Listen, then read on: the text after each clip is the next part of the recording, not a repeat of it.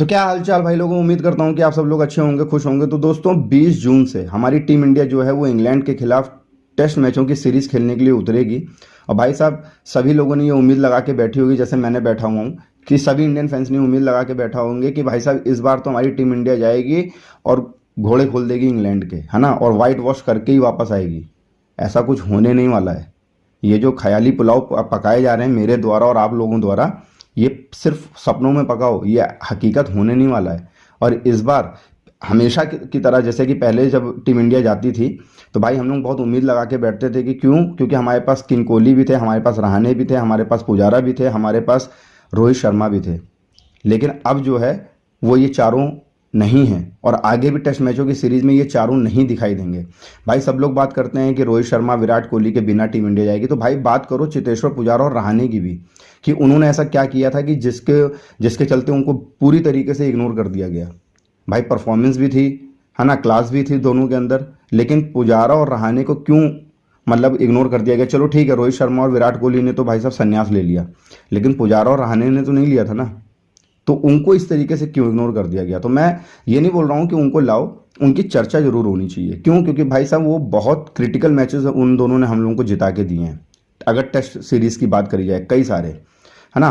तो भाई दुखद खबर तो है ही कि मतलब हम जो हमारी टीम इंडिया जो है वो भाई साहब विराट कोहली के बिना, रोहित शर्मा के बिना, पुजारा के बिना, रहाणे के बिना टेस्ट सीरीज खेलेगी इंग्लैंड के खिलाफ भी, और आगे आने वाली सीरीज भी जो है इन चारों के बिना ही खेली जाएगी टेस्ट सीरीज की अगर बात करी जाए।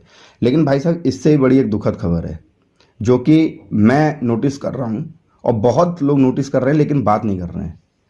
वो दुखद खबर यह है कि भाई साहब अब हमारे जो घंटे के प्रिंस हैं, मतलब कि so called off Prince India की अगर बात करी जाए, मतलब कि शुभमन गिल जो ज़बरदस्ती प्रिंस बना दिए गए हैं, ठीक है, परफॉर्मेंस तो कुछ रही नहीं है, हुई नहीं है और ना आई है, और मुझे लगता भी नहीं है कि भाई साहब जिस तरीके की उनकी क्लास है, मतलब शुभमन गिल की क्लास है, तो आगे परफॉर्मेंस आएगी, मुझे नहीं लगता है।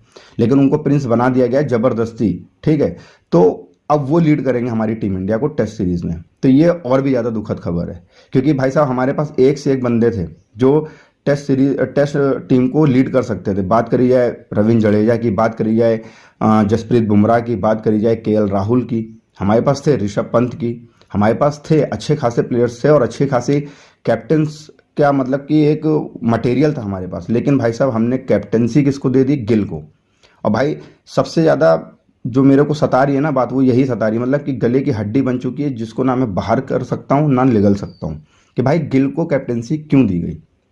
सब लोग बात कर रहे हैं गिल की कैप्टनसी के लिए, लेकिन अंदर तक नहीं जा रहे हैं, तय तक नहीं जा रहे हैं। तो भाई आज इसी की चर्चा करेंगे कि गिल को कैप्टनसी क्यों दी गई, और भाई साहब उनके अंदर है कितना दम कि वो इंग्लैंड को जाके फोड़ सकते हैं इंग्लैंड में, है ना। तो बात करेंगे, पहले बात कर ली जाए भाई साहब गिल के परफॉर्मेंस की। मतलब 3 साल का करियर है, वनडे में भी, T20 में भी, टेस्ट मैच में भी। लेकिन भाई साहब इन तीनों फॉर्मेट को मिला लिया जाए ना, तो 3 साल के करियर में मुझे आप 7-8 से ज़्यादा पारियां, 7-8 मेरे ध्यान में जो आती हैं वो पारियां अगर छोड़ दिए हैं, 7 से 8 पारियां फिंगर टिप्स में गिन सकते हो, 7 से 8 पारियां। उसके अलावा भाई साहब गिल ने ऐसा क्या करके दे दिया टीम इंडिया को और हमारे इंडियन फैंस को कि गिल को इतना ज़्यादा इंपॉर्टेंस दिया जा रहा है। मतलब कि विराट कोहली, रोहित शर्मा, चेतेश्वर पुजारा, रहाणे से ज़्यादा इंपॉर्टेंस दिया जा रहा है। सब लोग बोल रहे हैं भाई फ्यूचर है, फ्यूचर है, फ्यूचर है। पहले वो अपना प्रेजेंट तो सुधारे, भैंस की आंख, है ना। मतलब कि गिल के ऊपर भाई साहब ऐसा नहीं कि गिल से मेरी कोई दुश्मनी है, लेकिन भाई साहब गिल के ऊपर एक कहावत जो है वो बिल्कुल फिट बैठती है कि परफॉर्मेंस जो है वो खाट भर और ईगो जो है वो रात भर। फिर चाहे वो ईगो की बात करिए भाई साहब, IPL 2025 में आप लोग देख सकते हो जिस जिस टीम ने भाई साहब गिल की टीम को हराया है, गुजरात टाइटंस को हराया, उस टीम के कप्तान के साथ भाई साहब गिल ने ऐसा बिहेव किया है। एक मुंबई इंडियंस छोड़ दिया जाए, क्योंकि वहाँ बाप बैठे हुए हैं गिल के, अगर वो छोड़ दी जाए टीम, तो सब टीमों के खिलाफ, जिन जिन टीमों ने गुजरात टाइटंस को बुरी तरीके से लताड़ा है IPL 2025 में, भाई साहब गिल ने सरे से मतलब इग्नोर किया है, ना हाथ मिलाना ना हक करना। फिर चाहे बात कर लें रजत पाटीदार की, फिर चाहे बात कर लें श्रेयस अय्यर की, फिर चाहे बात कर लें ऋषभ पंत की, है ना। मतलब कि सिरे से नकारा भाई साहब गिल ने। तो ईगो तो इतना बड़ा है कि मतलब कि अगर ईगो का खंबा बना दिया जाए ना, तो भाई साहब हमारा जो दुबई में जो वो है बुर्ज खलीफा, उससे भी बड़ा ईगो दिखाई देगा शुभमन गिल का। लेकिन परफॉर्मेंस की बात करी जाए तो भाई साहब 2 मंजिले मकान से भी नीचे है परफॉर्मेंस। 3 साल के करियर में आपने अगर 7-8 पारियां खेली भी हैं तो आप किस तरीके के प्रिंस हो यार। आपके ऊपर हमारी टीम इंडिया के जो मैनेजमेंट है, बीसीसीआई जो है, हमारी टीम इंडिया के जो फैंस हैं, वो भाई साहब आपसे उम्मीद लगा के बैठे हैं और आप उम्मीदों को मतलब कि पूरी तरीके से फेल कर देते हो, उम्मीदों पे पानी फेर देते हो। और ये जो बहुत लोग हैं मतलब कि गिल के मतलब कि सपोर्ट में है कि आपकी जब हमारे गिल साहब जाएंगे so called Prince of India, मतलब कि घंटे का प्रिंस जब इंग्लैंड जाएगा तो आपकी किसी और से परफॉर्मेंस आए ना आए, लेकिन भाई साहब हमारा गिल जो है वो 1000-1200 रन मार के ही आएगा इस बार, घंटा मार के आएगा। मुंह पे बोल रहा हूँ, है ना। शुभमन गिल के जो सपोर्टर्स हैं उनके मुंह पे बोल रहा हूँ, कुछ नहीं करेगा। क्यों? क्योंकि उसके पास क्लास है ही नहीं।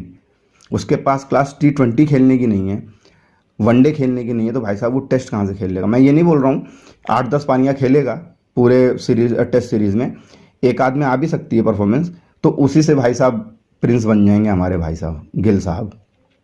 तो भाई देखो, जो मतलब कि कप्तानी दी गई है मतलब कि गिल को, उसके 2 कारण हो सकते हैं। पहला कारण तो ये कि उनको रोहित शर्मा को हटाना था, क्योंकि भाई साहब हकीकत बताऊं, बीसीसीआई को, टीम इंडिया के मैनेजमेंट को, टीम इंडिया के कोच जो हैं गौतम गंभीर, उनको सबको अब ये लोग ये चाह रहे थे कि रोहित शर्मा को हटाओ। तो रोहित शर्मा को हटाना था तो भाई साहब किसी दूसरे को तो कप्तान बनाना जरूरी था। तो वो बन गए कौन? गिल साहब। पहला रीज़न तो ये, ज़बरदस्ती कप्तान बनाए गए हैं, परफॉर्मेंस बेसिस पे कप्तान नहीं बनाए गए हैं गिल हमारे, ज़बरदस्ती कप्तान बनाए गए हैं। ठीक है, तो पहला कारण तो ये था। दूसरा कारण ये था कि भाई मतलब कि फ्यूचर देखा जा रहा है गिल के अंदर। हमारी टीम इंडिया की मैनेजमेंट जो है वो फ्यूचर देख रही है। भाई तुम बताओ मेरे को, आज बताओ, कप्तानी जो सफल कप्तान रहे टीम इंडिया में, कपिल देव, ठीक है, उसके बाद सौरव गांगुली, उसके बाद राहुल द्रविड़, उसके बाद धोनी, उसके बाद अपने मतलब कि विराट कोहली भी कुछ दिनों तक कप्तान रहे, ठीक है, उसके बाद भाई साहब रोहित शर्मा। ये 6-7 कप्तान मैंने आपको गिनाए। भाई मुझे बताना मेरे को कि किस कप्तान को 5 से 6 पारियों के बेसिस पे ही कप्तानी दे दी गई, फिर चाहे कोई भी प्लेयर हुआ, और धोनी हुए, रोहित हुए, विराट कोहली हुए, राहुल द्रविड़ हुए, सौरव गांगुली हुए, कपिल देव हुए, 5-6 पारियों के परफॉर्मेंस के बेसिस पे इनमें से किसी को कप्तानी नहीं दी गई है। भाई साहब इन लोगों ने 7-7 साल, 8-8 साल, 5-5 साल, 6-6 साल लगातार परफॉर्मेंस देते आए, तब इनको कप्तानी दी गई। लेकिन हमारे जो घंटे के प्रिंस हैं, 3 साल का करियर है, जिसमें से भाई साहब बात करी जाए अगर परफॉर्मेंस की तो 7 से 8-10 पारियों में ही परफॉर्मेंस आई होगी सिर्फ, और भाई साहब कप्तानी दे दी गई। तो कप्तानी इसलिए दी गई है कि इनके अंदर फ्यूचर देखा जा रहा है। तो फ्यूचर देखा जा रहा है, पहले ही अपनी प्रेजेंट तो सुधारें। फ्यूचर तो ज़बरदस्ती आप किसी भी खिलाड़ी के अंदर देख लोगे। ये 7-8 पारियां जो हटा दी जाएँ अगर मतलब कि गिल की, तो भाई साहब 3 साल के करियर में इनका परफॉर्मेंस वैसे ही रहा है जैसे कि पृथ्वी शॉ का रहा है, हकीकत बताऊं। और उस बेसिस पे आप किसी को कप्तान नहीं बना सकते हो। हमारे पास KL राहुल जैसा एक एक्सपीरियंस्ड और मतलब कि क्लासिक प्लेयर था, उसको आपने कप्तानी नहीं दी, और भाई साहब प्रिंस को बना दिया कप्तान। ये मतलब नेपोटिज्म टाइप का मुझे ऐसा लगता है बीसीसीआई में, हकीकत बताऊं, नेपोटिज्म टाइप का। और या तो पॉलिटिक्स कुछ ज़्यादा ही घुस गई है हमारी बीसीसीआई में, हकीकत बता रहा हूँ। इसी वजह से शुभमन गिल को कप्तानी दी गई। और मैं लिख के दे रहा हूँ भाई साहब, इंग्लैंड में जिस कदर फ्लॉप होंगे शुभमन गिल, उतना फ्लॉप कोई भी कप्तान आज तक कभी भी टीम इंडिया मतलब कि इंडिया से बाहर जाके नहीं हुआ होगा। ये मैं लिख के दे रहा हूँ, आप लोग नोटिस कर लेना। अभी सीरीज शुरू नहीं हुई है, मैं सीरीज शुरू होने से पहले की बात कर रहा हूँ। सीरीज शुरू होने से पहले ही बोल दे रहा हूँ कि गिल जिस तरीके से फ्लॉप होंगे इस बार इंग्लैंड में, उस तरीके का फ्लॉप भाई साहब कोई भी हमारी टीम इंडिया का कप्तान इंग्लैंड में जाके नहीं हुआ होगा, लिख लेना। फिर बात करेंगे इसी वीडियो की जब सीरीज़ ख़त्म हो जाएगी। तो दोस्तों, अगर आप लोग को वीडियो अच्छी लगी हो तो प्लीज़ वीडियो को लाइक करना, शेयर करना, सब्सक्राइब करना। और भाई साहब आप लोग भी मेरे को कमेंट करके ज़रूर बताना कि गिल को कप्तानी देने में आप कितने सहमत हो। मैं तो बिल्कुल 1% भी सहमत नहीं हूँ, हकीकत बताऊँ।